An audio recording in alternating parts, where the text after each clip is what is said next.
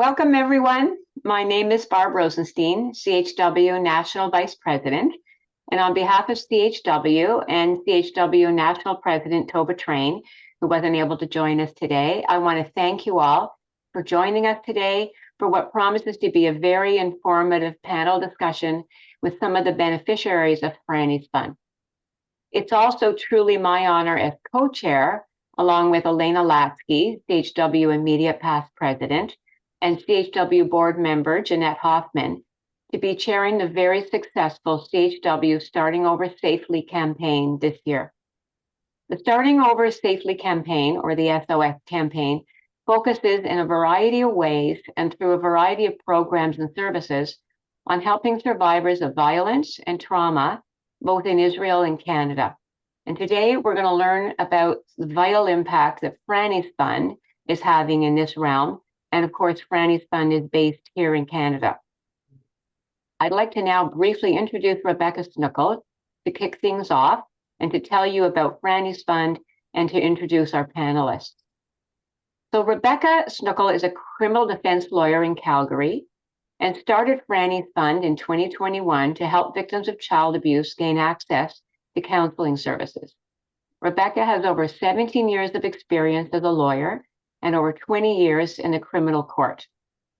Rebecca has represented numerous high-profile cases that include the Banff rapist, the Canmore rapist, the Calgary Beltline rapist, and several high-profile murder cases. Rebecca also has significant experience in drug law, charter law, and bail law. She was named one of the most top 20 compelling Calgarians in 2006. Rebecca is passionate about her job. She's praised for her solid working relationship with all members of the justice system.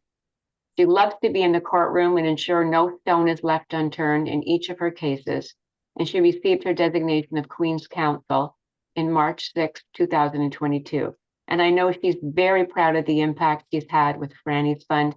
I turn it over to you. Welcome, Rebecca, and looking forward to your comments. Thank you very much, Barb. In 2021, after seeing the justice system from a very different vantage point than I did as a defense lawyer, I recognized a troubling gap. When the state intervenes to protect children and families, supports are in place. But when families courageously report abuse themselves, resources are often far fewer. Franny's Fund was created to fill those urgent gaps: counseling, legal fees, and practical needs for children, youth, and families navigating the criminal process. Reporting abuse is courageous, but it can also bring life-changing consequences: loss of income, childcare, or housing. The court process can be long and traumatic, impacting not just victims, but siblings and caregivers. Through the success of Franny's Fund and the incredible support of CHW, Franny's Fund has been able to expand to 5 Canadian cities, supporting hundreds of families, including those often overlooked. Early intervention changes futures, helping children grow up safe, healthy, and hopeful. It has been an honor working alongside the frontline professionals who dedicate their lives to protecting and healing survivors. I'm proud to now introduce our panel and moderator for today's important discussion. Karen Orser is a registered social worker and the CEO of the Luna Child and Youth Advocacy Center. She holds a master's degree in social work from the University of Calgary and an MBA in executive management from Royal Roads University. Karen has over 20 years of experience in the nonprofit sector. Karen oversees a multidisciplinary team, all working together to ensure children receive comprehensive support in a safe, welcoming environment. Leah Gabrielle Z from Counseling and Family Service, Ottawa, has a DUT in Secretarial Studies, a BA in International Development from King's College London and the Chinese University of Hong Kong. She also has a master's degree in Feminist and Gender Studies from the University of Ottawa. Leah has been working at CFS Ottawa on the Child and Youth Court Witness Program, supporting and assisting victims and their families in their quest for justice. Kayla Yama from Boost Child and Youth Advocacy has 15 years of experience in children's mental health and victim services. In October of 2022, Kayla joined Boost CYAC at its first ever Director of Clinical Services. And as of January 2024, Kayla has served as both the President and CEO of Boost. Kayla holds a bachelor's degree from Queen's University and a Master of Social Work from Wilfrid Laurier University. Lisa Clowry from Fondation Marie Vincent from Montreal is a seasoned nonprofit executive with over 20 years of leadership in the social and philanthropic sectors. She is currently the president and CEO of Fondation Marie Vincent, where she leads mission-driven initiatives focused on both the prevention of sexual violence and support for children and adolescents who've experienced it. Lisa studied marketing at Concordia University. Leah Zilli from Treehouse Child and Youth Advocacy Center, Vancouver, is the executive director of Treehouse. At Treehouse, Leah leads an integrated model that brings police, social work, victim services, and counseling together under one roof, offering trauma-informed support. Leah holds a Bachelor's of Commerce degree from the Sauder School of Business from the University of British Columbia. Nicole Glowowski from Homefront, Calgary. For the past 2.5 years, she has been a high-risk management initiative case manager. She graduated from the University of Calgary with her Bachelor of Social Work and went straight into the field of domestic violence. Nicole's caseload consists of files that have been assessed at the highest risk of domestic homicide. And last but not least, our moderator for today's discussion is Steve Benmore, who is the founder and principal lawyer of Benmore Family Law Group, a boutique matrimonial law firm in downtown Toronto. He is a certified specialist in family law and was admitted as a fellow to the prestigious International Academy of Family Lawyers. He uses 30 years of in-depth knowledge of family law, courtroom experience, and expert problem-solving skills in divorce mediation arbitration to help families reach fair, fast, and cooperative outcomes without the financial losses, emotional costs, and lengthy delays from the court process. And shortly before we began today, I learned that after reading an article about Franny's fund, he volunteered to help in any way that he could. It is with pleasure that I've been given the honor of introducing this incredible panel, and I thank everybody for joining us today and everybody's continued support of Franny's Fund. Thank you, Rebecca, and thank you to Canadian Hadassah-WIZO and Barb, Lisa, and Jennifer. And I am so very excited to be able to moderate a conversation with all of the people on the screen. You've heard their introductions, you've read about them on their flyers. These are the people from coast to coast in Canada who are person by person, child by child, family by family, helping people who are in need.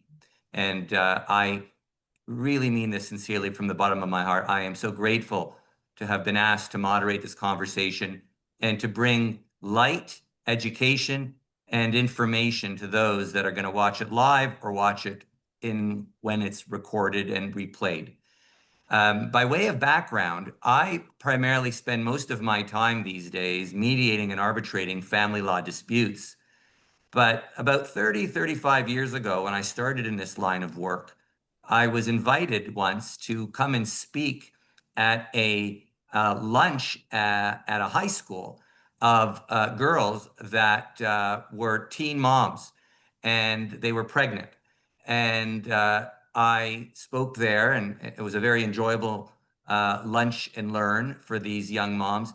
The word got out that I spoke there, and the word got out within a number of different social service agencies where I was invited to come and speak. And I found myself for the next about 5 years spending many afternoons, lunches, and evenings going in and out of women's shelters and educating victims of violence who escaped some of the most horrific lifetime experiences, oftentimes with children in tow, sometimes pregnant, and found themselves without anything, without financial resources, without family, without even clothing, because they would have to leave in exigent circumstances. And as a child growing up in Toronto, as a Jewish child in a private Jewish day school, I never really got exposed to much of that. But I did get exposed to Canadian Hadassah-WIZO, because when I was a child growing up, I remember the events, I remember the campaigns, and how lovely it is that now in my late 50s, I get to use my knowledge and my experience to be able to discuss what I see as one of the greatest tragedies in family life, which is the onset of strife leading to all the various forms of abuse. In 2021, the federal government of Canada changed the Divorce Act. And for the first time, it actually defined family violence. We've all had language used, spousal abuse, intimate partner violence, domestic violence, lots of different monikers. But the 2021 Federal Divorce Act in Canada defined family violence. And for those of you who are interested, Google Divorce Act Canada, and you will find the definition of family violence to spread over a full page. Think about that. The federal government had to define all of the different ways a person can be the victim of family violence. And the people on the screen today deal with that every day. And on behalf of Canadian Hadassah-WIZO and Franny's fund, which is right there when people need it most, I'm going to be able to ask and hear answers. And I'm going to be listening very attentively because I am so honored to be amongst this group of professionals. And we will be discussing what is the current state of affairs of those who are either right now suffering the victimization in a home. Their neighbors may not know about it. Their family may not know about it. The children might know about it, but they've been told it's okay. Mommy and daddy are working it out. Well, in this circle, we're going to say what it is, and it's not okay. And the forms of family violence start with the obvious, the physical injuries. But as a family law lawyer, I have seen what it looks like when it's not just that form of abuse. Financial abuse, verbal abuse, the withholding of family relationships, the cutting off of family. And we've even seen religious abuse, where some spouses will use their interpretation of their religion in such a way that dominates and causes tremendous fear and anxiety in the mind of the victim. And so I'm going to jump right in with a number of questions. And I want to point out to the viewers that how fortunate we are to have Canadian Hadassah-WIZO and Franny's Fund not available in one city in our great country, but from coast to coast. And I am going to introduce my question by also mentioning where the person stems from who's answering. And I'm going to start by asking Karen Orser from Calgary, who runs Luna Child and Youth Advocacy Center, to share with us sort of a day in the life of what it's like for one or many of your women and families who come to your agency and they say, I've left an abusive relationship. And if you could please, Karen, at some point connect what you do in that situation with the utility of Franny's Fund. Please, Karen. Happy to do that. Well, thank you, everybody. And it's just really exciting to be able to come here and share a little and hopefully a lot between all of the panelists about what we do and how Franny's Fund is really changing our work and allowing us to do more for children and families that we see. So Luna is one of almost 50 child and youth advocacy centers from across the country. We are one of the largest centers. We serve Calgary and the surrounding communities. We're a very integrated team, so we have almost 130 professionals from law enforcement, health, children's services, victim services, medical therapy, all on site, working together on the most severe and complex child abuse files that you will find. And so, it is just really important for us to be able to have this conversation. Almost 70% of the files that come through Luna involve girls and young women under the age of 18. And close to 70% as well of the files that we serve involve sexual abuse of children under the age of 18. And so I think the other really important thing I'll share, getting the chance to be at Luna and work at child advocacy centers and provide wraparound support for kids and families, is that I remember back to my early social work days when I actually started in housing and homelessness. And I oversaw, it was YWCA Mary Dover House. That was a 99-bed transitional housing program for single women. And it didn't take me long to realize out of those 99 women, probably 95% of them had experienced significant early childhood trauma. Many of them experienced sexual abuse. And so it was very eye-opening to see that, and connecting to the work that we do now in child abuse and supporting children and their families. The work that we do, our hope is that by providing these wraparound services and trauma-informed supports and doing everything we can to help these children and families heal, provide access to the best services and supports, we can actually prevent them from continued struggles down the road with mental health, physical health, challenges with homelessness, addictions. All of those things are connected to early childhood trauma. And so getting the chance to do this work really well when people come in the door, it has just been is a game changer for kids in Canada across this country. CACs are doing this really important critical work. And I would say that even though we deliver wraparound supports and we think we're doing the best we can do, there are still gaps. And as Rebecca will tell you as well. That's what Franny's Fund has allowed us to do. Wherever we find families need additional support that we can't provide, whether that's additional counseling for caregivers or siblings. Like child abuse affects the whole family unit, and children exist within that. And we don't often have the resources to provide those supports to everybody. And some of the supports that work the best for kids and families are different than what you might think.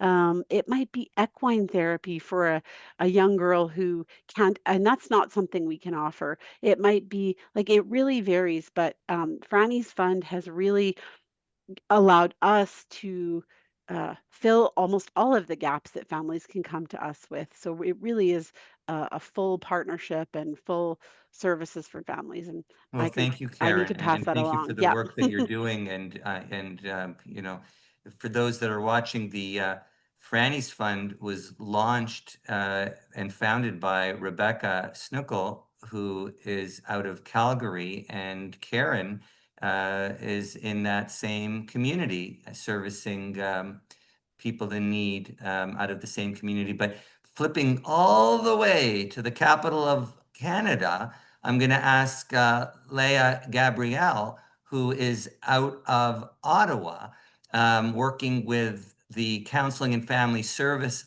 Ottawa, to also share with us what is a day in the life of the work that you're doing with the Ottawa victims and families, and how does that connect with Franny's Fund?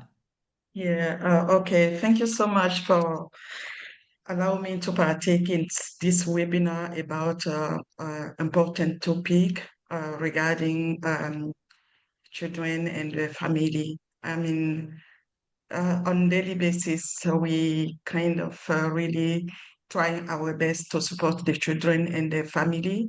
It's not only the children or what we call the victim themselves, but also regarding the sibling and the mom.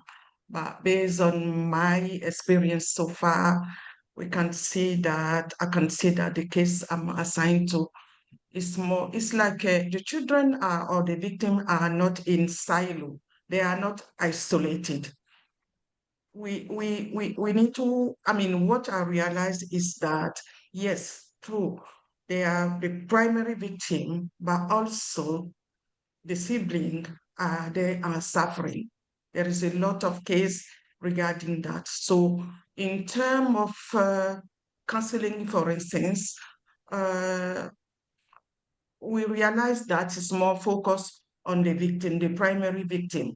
But as I said, they are not functioning in silo. So Franny Fund has been really, really helping me as our department to support the children themselves and also to have a kind of a leeway, financial leeway to request additional therapy for the children, the mom, and the sibling.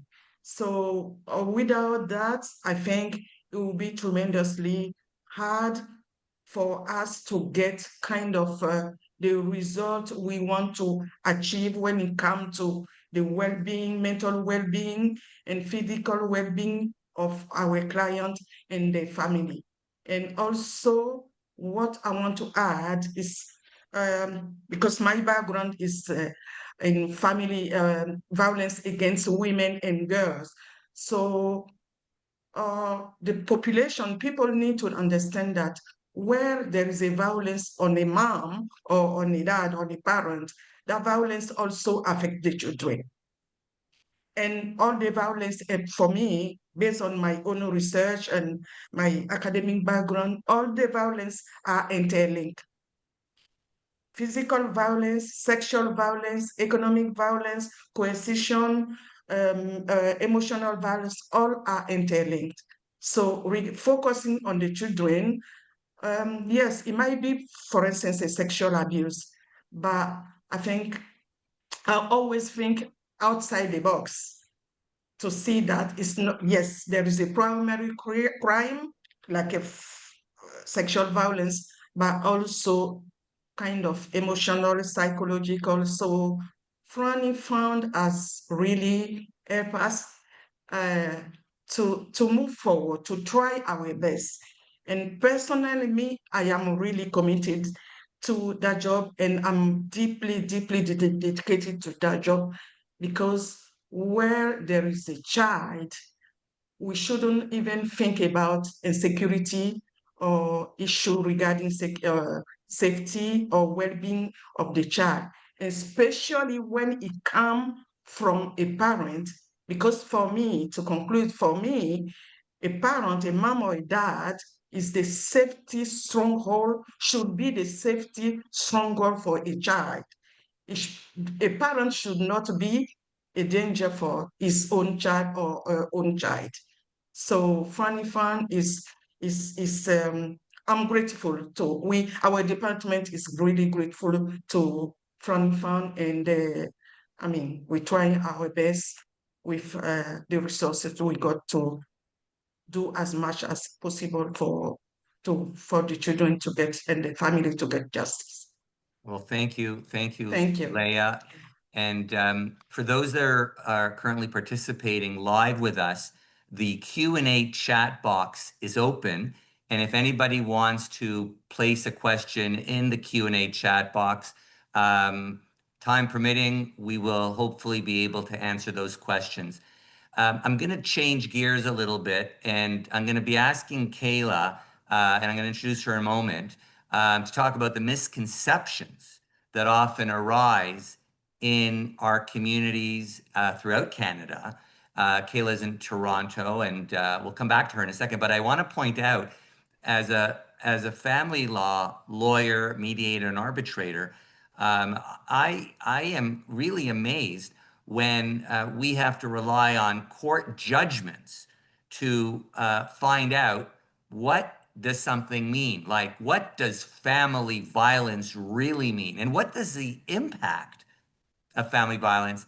We have a decision that we are eagerly waiting to receive from the Supreme Court of Canada after it went to a trial court, then to the Court of Appeal, and it was argued last year before the Supreme Court of Canada. The name of the case is the Ahluwalia case that involves a woman, a mother, who escaped an abusive relationship.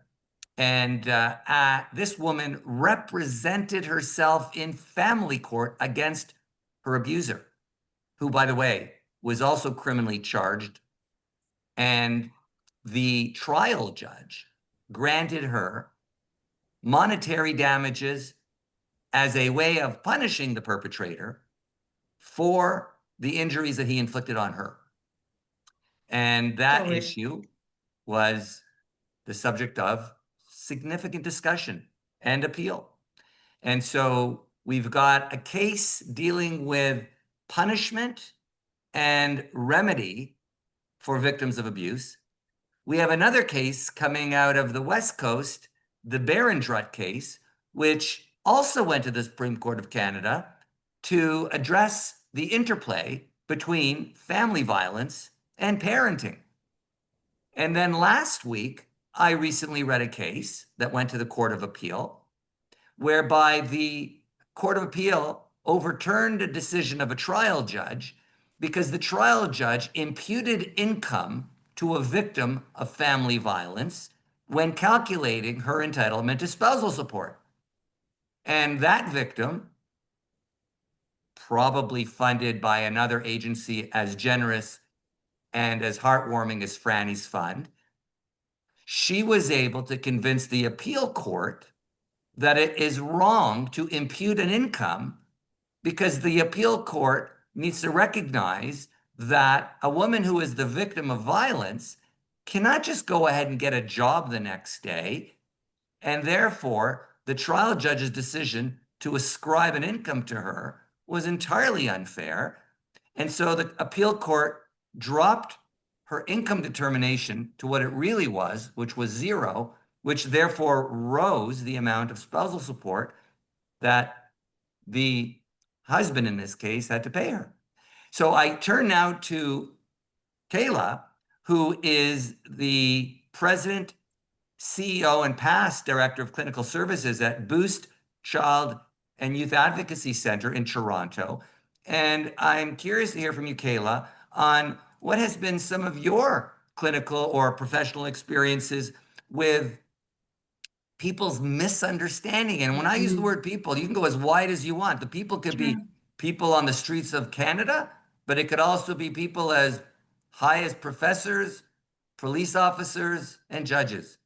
Yeah, thank you for that, Steve. Once again, I'm Kayla. I'm the CEO at Boost Child and Youth Advocacy Center in Toronto. And three big misconceptions came to mind when you were speaking. One, I'll start kind of to pivot off of what you were sharing. The misconception And it can sometimes be held by the broader community, by the systems, but by individuals and kids and families that survive abuse themselves, that through the court process, they're going to get an outcome that will give them personal resolution with what happened. Should their case move forward and should it go to court, and when there is an outcome, whether that be guilty or not guilty, that will offer resolution. What we find at Boost CYC is that it stirs up many complicated feelings of re-traumatization for kids and for families, and that there really is a need both during investigation straight through to the court process for wraparound supports for people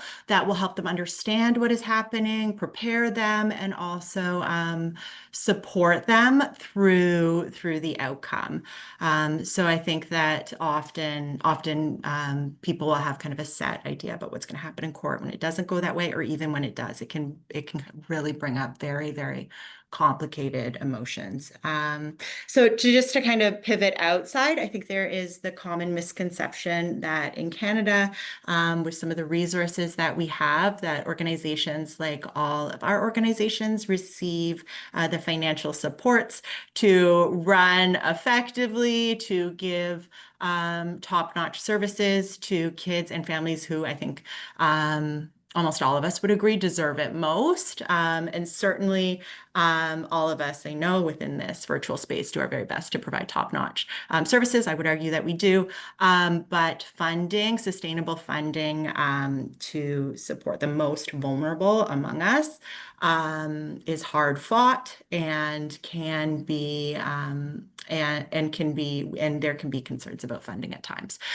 So that is, I have to kind of share that it's a misconception that because we're publicly funded, because we are essential services for families in the country, that we receive the financial support that we need.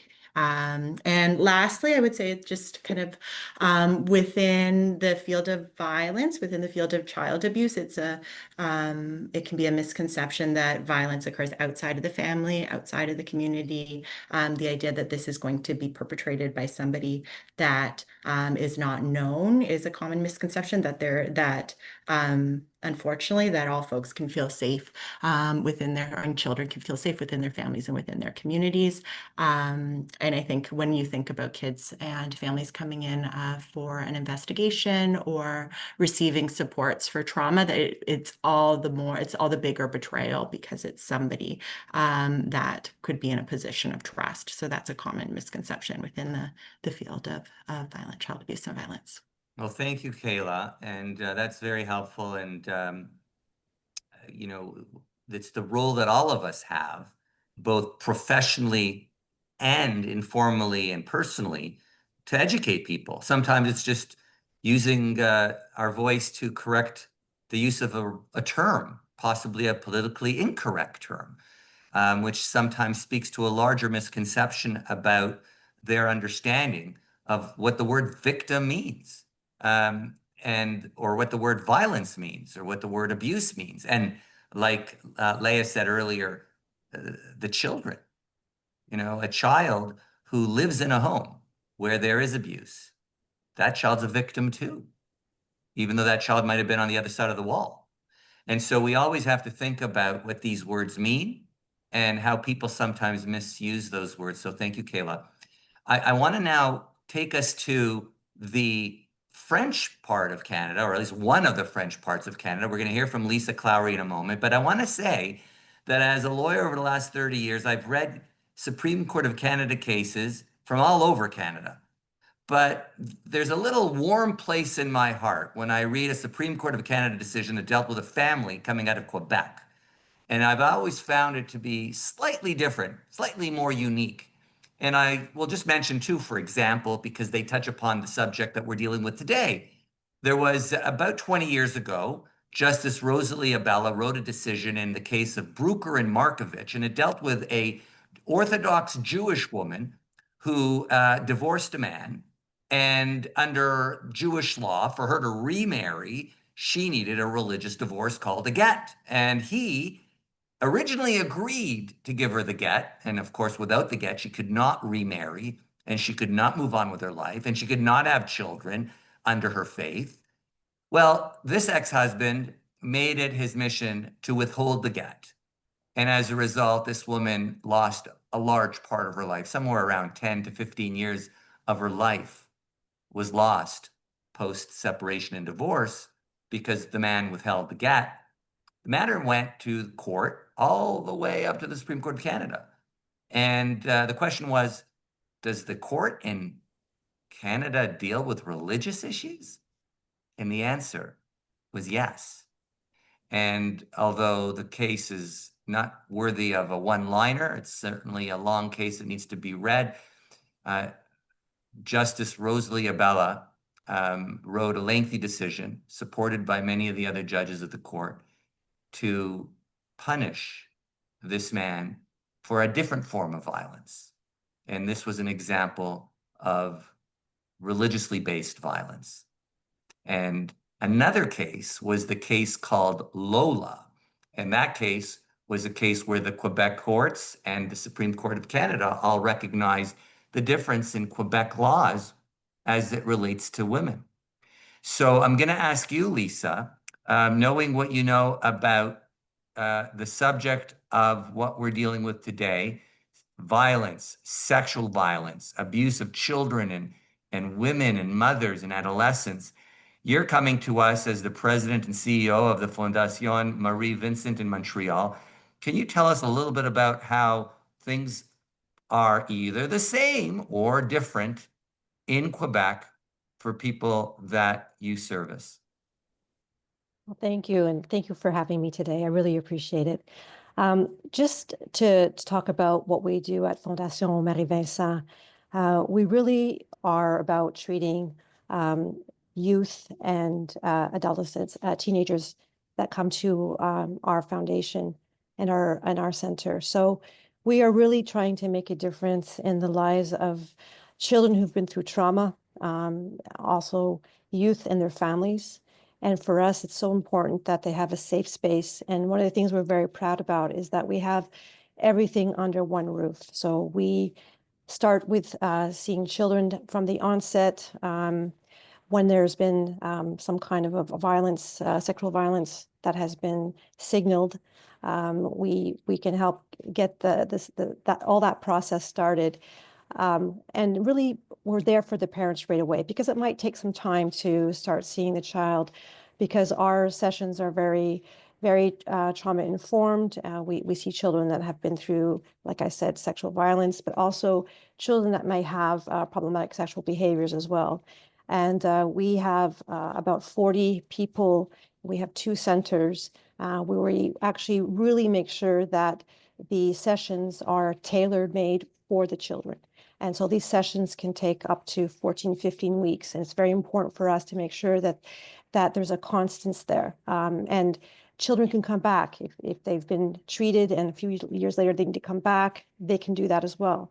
We have an examining room, a medical examining room. We have areas for our different partners. We have police investigation rooms as well. And I think, when I look at what Franny's Fund has done for us, it's been super essential. Sometimes I think Karen was talking about what are the different gaps that maybe centers need. And for us, knowing that these kids are coming for these sessions for, a few weeks to sometimes a few months, having those services just for transportation to get them there so they don't have to worry about how to get there, how to leave, that is a huge relief for a lot of the families.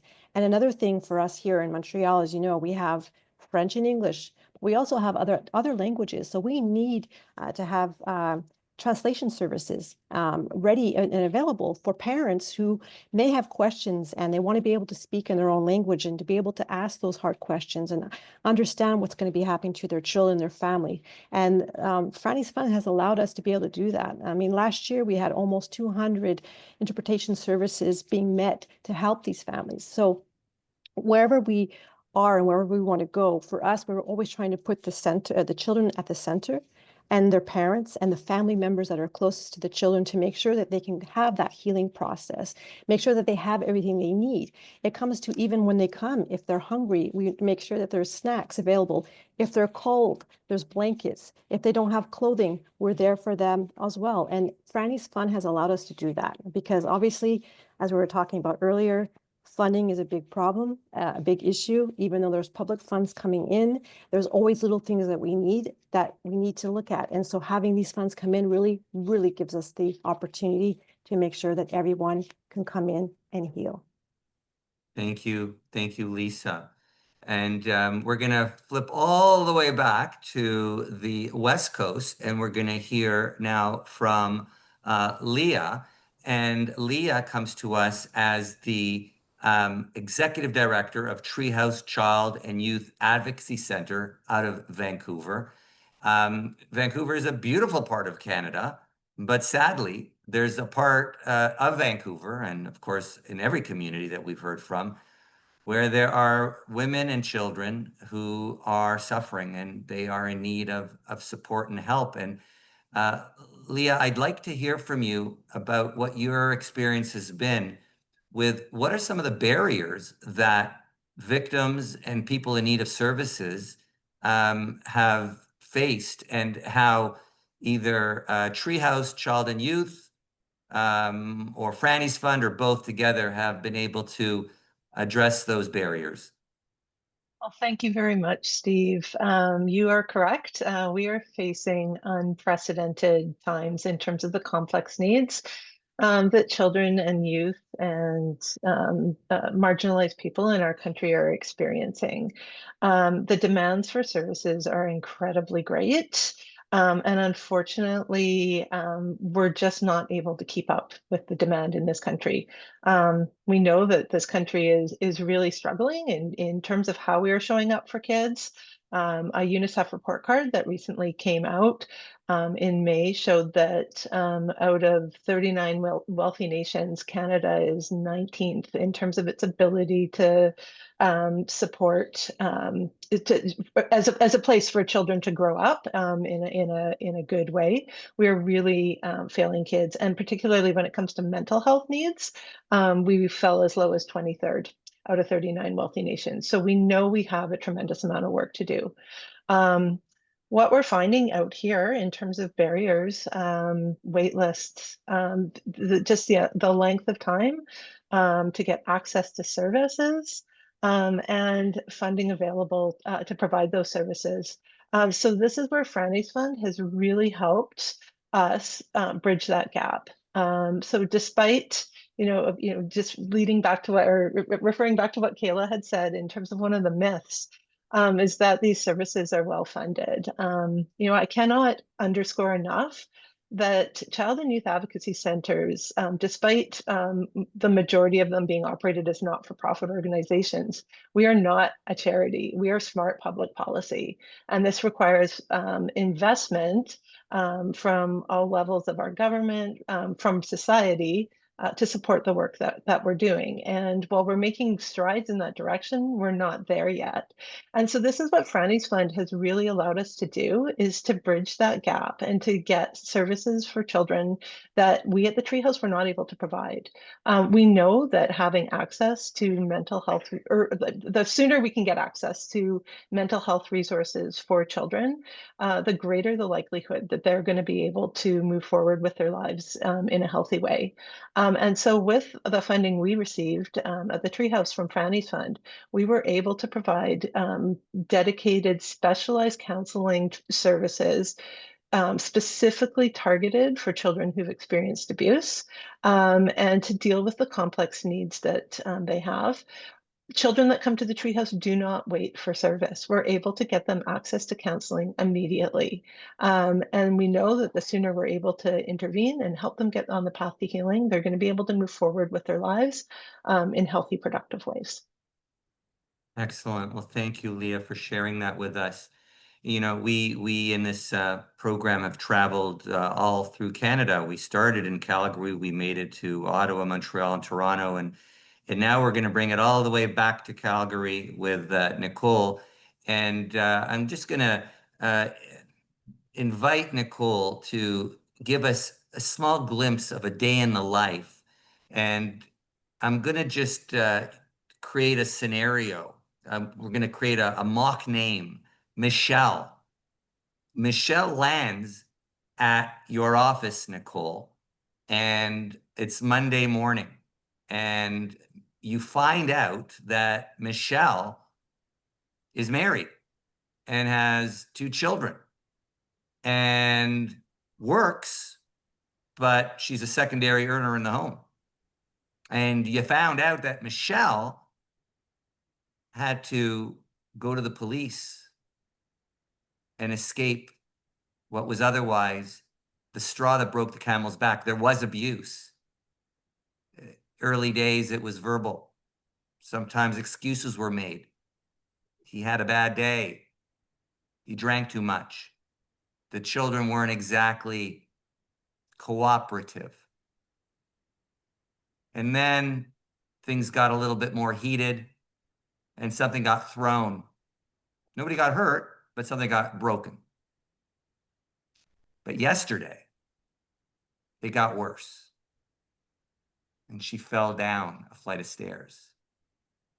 And the kids were there. And this time, she went to the police. And Michelle is now finding herself in a very new stage in her life. She doesn't have a lot of support. She's been busy with the kids, busy trying to keep the house cool and calm. But now she finds herself involved not in one court proceeding, not in 2 court proceedings, but in 3 court proceedings. She's never been to court before in her life. And now she is a complainant / victim in a criminal court case where she's provided a video interview for a future prosecution against her husband. She's in child protection court because Children's Aid Society is questioning whether the children are safe in her care because of the fact that they've now learned of the history of domestic violence that she kept under covers. That's a different court. And then in the 3rd court, she's in family court seeking exclusive possession of her home and a modest amount of support to be able to pay the bills while all this is going on. And so Michelle, in my mock example, lands in the offices of Nicole Glowacki, who is the High Risk Management Initiative Case Manager at Homefront. What are you going to do with this case, Nicole? And how does Franny's Fund play into that? Thanks, Steve. Yeah, so that's often how people find themselves in our office. We do get all of our referrals from Calgary Police. So we don't get any referrals, self-referrals or referrals from other agencies. They all come from Calgary Police when there's been a charge of domestic violence laid. So that is often how people find themselves in our office. What Homefront does is we support victims of domestic violence through our specialized domestic violence court in Calgary. And oftentimes they do find themselves in multiple different courtrooms. So that can be as a victim or complainant on, domestic violence charges going through criminal court. They could be having an emergency protection order review, through civil court because they had to get an emergency protection order.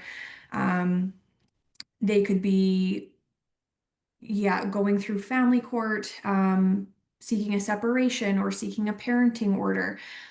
So having to kind of balance all of those different systems can be kind of a huge barrier for a lot of people, especially if they've never gone through anything like that before.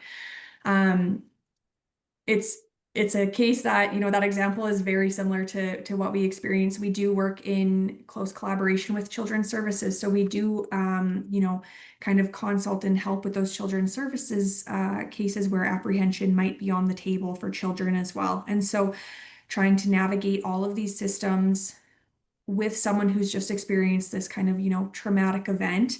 And meanwhile, there might be conditions in place through criminal court that the accused person and the complainant are to have no contact, and he is not allowed to come to the home. And so that also kind of can create some vulnerability for victims as well. Taking that maybe primary earner out of the house and not paying the mortgage or not paying the rent. So it kind of creates a lot of different vulnerabilities for people. And so Franny's Fund actually has really helped us to kind of just address the basic needs of people. Just because we know that a lot of times the basic needs it's kind of the foundation. Like we look at it as the foundation of safety. So of course we want to get people into the counseling and get them on their healing journey. But if they're having instability with housing, instability with food, instability with childcare, we want to get that stabilized first. So they're having that sense of security or control or safety in their lives while they're navigating these systems that are kind of working against each other a lot of times. And addressing just kind of those basic needs. Well, Hopefully that thank answers you, your question. Nicole. Yeah. And I see, Rebecca, you want to say something, please. Thank you. I am probably going against this webinar protocol, but I think it's really important that I emphasize something.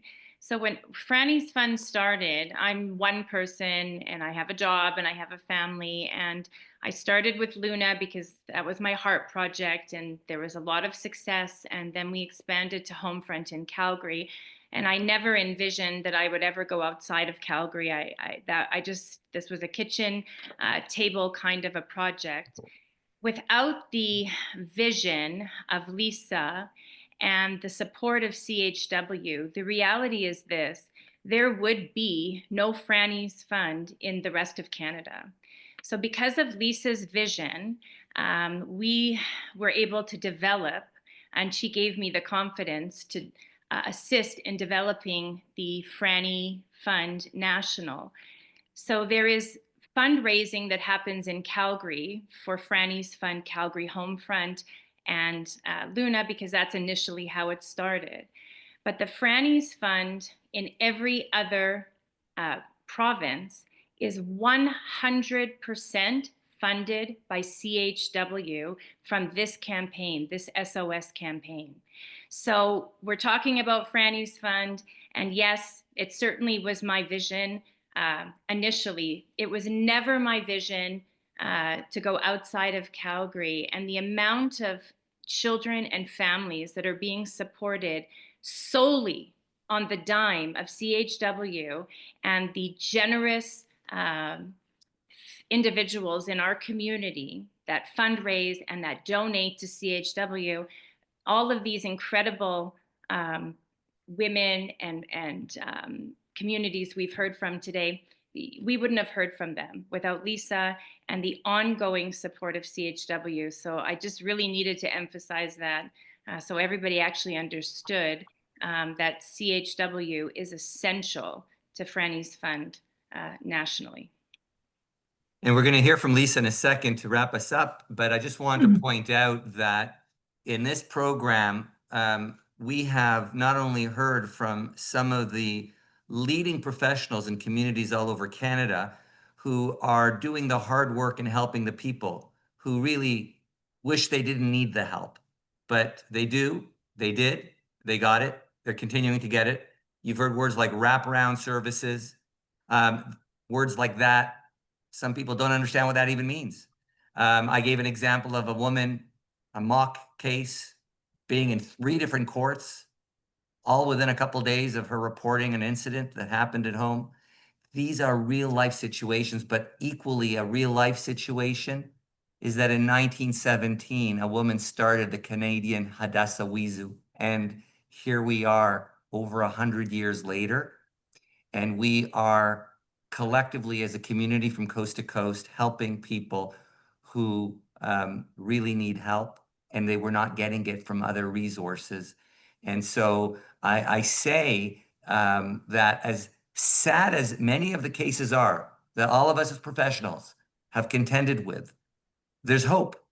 And the hope is that with the work that we're doing individually in cooperation and in partnership with Franny's Fund, Hadassah-WIZO, and other very amazing organizations, many of whom that the panelists today represent are connected to, the work that we do is not just in providing direct service. That's important, but the work is also in creating greater awareness, because the children that are coming into our offices, those children one day will be spouses, and they too will be influencing their friends and family members, and how they treat their spouses has a lot to do with the sort of services that we're giving them, thanks to the amazing people who are part of this panel today and the work that they're doing in all of their communities.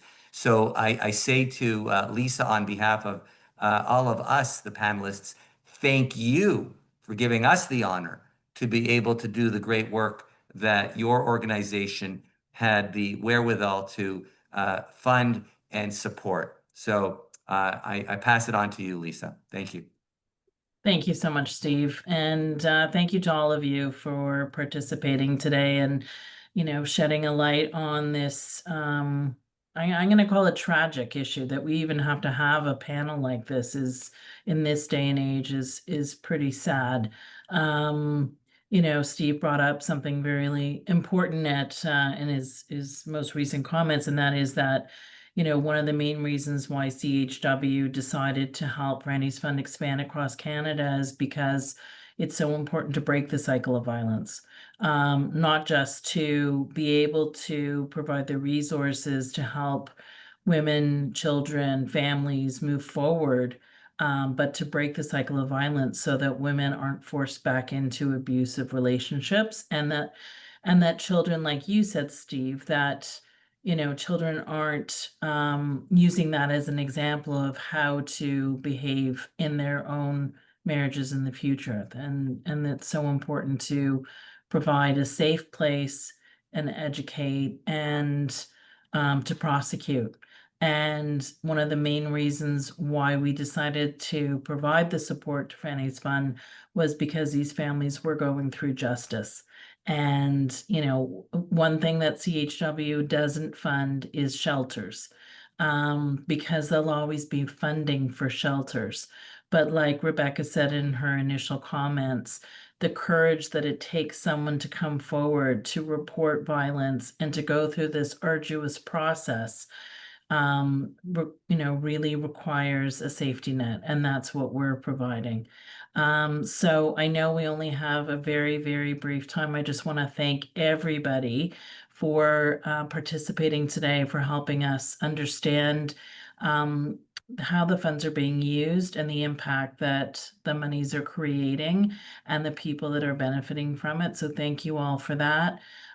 Steve, thank you for moderating. You not only kept the conversation flowing and gave everyone a chance to speak, but you also educated us on some of these significant court cases that are before the court, decisions that have been made, which I myself learned a lot from. So I really appreciate you participating and taking the time out of your busy day. Rebecca, as always, love to see you, love to be part of everything you're doing, and we're so proud to be supporting Franny's Fund. And thank you for just having the vision to start it in the first place. I was so moved when we first spoke, brought to tears, and shared that with the board, and I'm so glad that 4 years later that we're so invested. There was a question from the audience about how much funds CHW is providing across the country. So we do provide $100,000 of funding across the country, and that's $20,000 per center. So we're very proud to be able to do that. And those monies, of course, are raised through the generous support of our donors through our S.O.S campaign. Our crowdfunding period is August 19th to the 20th next week, where every dollar donated online is quadrupled thanks to our very generous matching donors and our pool of matching funds. So I encourage those that want to participate from 9 a.m. Eastern Time on the 19th until 3 p.m. Eastern Time on the 20th. Go to chwsos.ca/SOS and your contribution will be quadrupled. Time's up. Thanks everyone for participating. Great to see you, and keep doing the wonderful and important work that you're doing. You're saving lives and you're changing futures. So thank you again. Bye for all.